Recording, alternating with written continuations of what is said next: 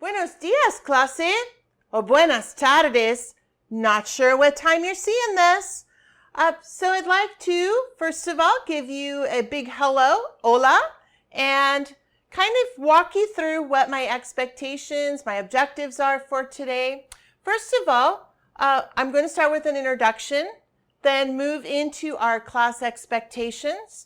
Then I would like to show you, the students and the parents, what the welcome page looks like on Neo, where you can find things. I'd like to introduce you to my virtual classroom, where many objects in there are clickable for information. Also, we're going to do a Klein Spanish website tour. I want to make sure you're aware of all the different resources I have there for you. And the website is where you will find the practice packets we'll be working on in class. And then also just a quick shout out to my email, but there are going to be multiple places where I will show you how you can link to my email. So now let me just step over here and I'm going to talk to you briefly and talk about our class expectations. Hola, clase, parents and students. So I just wanted to give you a brief introduction. So my name is Maestra Clyne, or Ms. Clyne, or just Maestra. And I'd like to welcome you to my class and let you know a couple different things.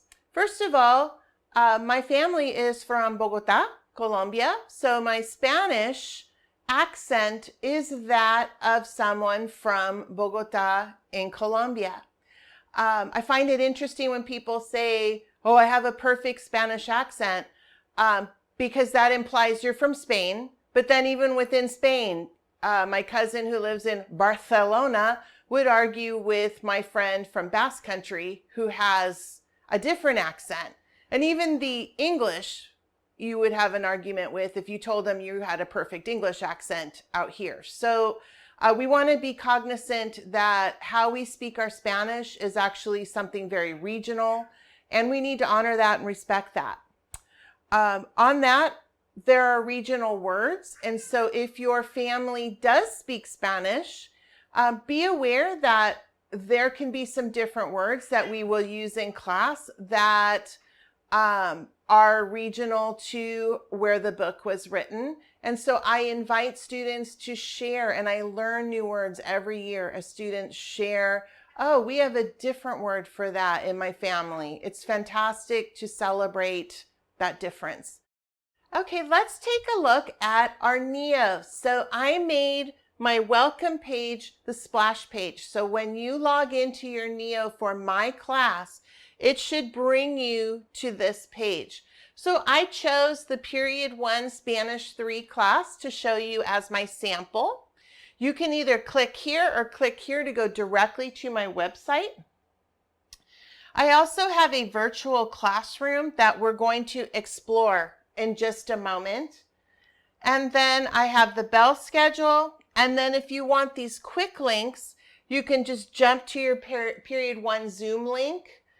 This link will be good all the way through January. So it'll be good for the first 2 terms. Your Spanish 3 syllabus, there's a link there for you, as well as your Spanish 3 Quizlet. Those of you that are not familiar with Quizlet, it's a wonderful site. It has your vocabulary already preloaded into it. So you have flashcards and grammar practice. I also put some different conjugations and grammar concepts in there for you to be able to review. All right, let's go back to my virtual classroom. So in this virtual classroom, I'm going to go ahead and click the link. So now you're in my virtual classroom. This video is going to be parked right here. So your game plan video for the week will end up going there. A direct jump to my website, which we are going to talk about in just a moment, is right there. If you wish to email me, you can click there and that will link you to my email address.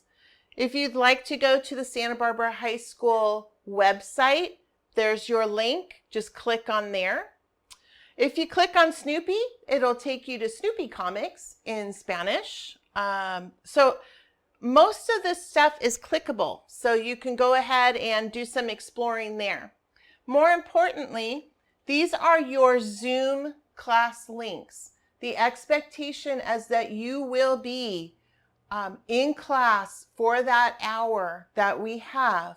It'll be probably 50% lecture or activities and 50% practice work for that hour. I like to run a flipped classroom model, and what that is on Sunday night, most likely I will upload the video that has the grammar concepts for the week. I have several reasons for doing that. The first one being, some of you are needing to take care of siblings at home, or you have a job, or you're just a slow note taker. So by uploading my grammar concept or instruction for the week on video, that gives you the opportunity to either stop the video, go back and write your notes, or watch it at a time when you can focus. And so that will be something that you can look for uploaded Sunday night, by Sunday night, so that you have that available to you. Does that mean instruction is not happening in the classroom? No, I will still do instruction in the classroom, but I want you to know that you will be able to find the video, and I'll show you on my website where that is in just a moment. All right, so here are your quick links to Quizlet. All of this lines up. So this is all Spanish 2, Spanish 1. Those of you that when we are in class, we have our verb jars for vocabulary tests.